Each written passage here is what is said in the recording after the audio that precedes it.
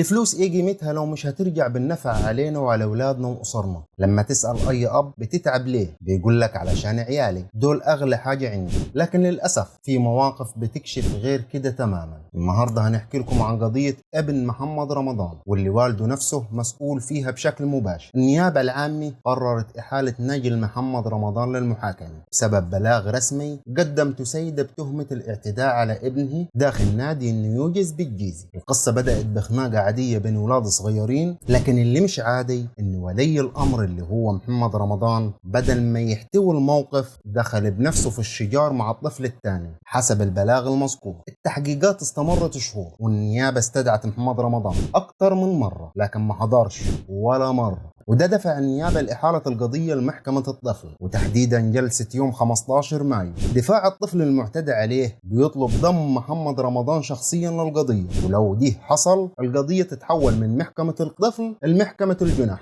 هنا يجي السؤال المهم، يا ترى ايه معنى انك تربي ابنك على العنف بدل القيم؟ الفلوس اللي بتصرفها على تعليم ابنك وسكنه ومستواه الاجتماعي مش تربية. الرعاية والتربية حاجة تاني خالص. علموا اولادكم ان الصح دايما فوق القوة، وربنا يصلح حال الجميع. وضي بعض من تعليقات السوشيال ميديا عن الموضوع.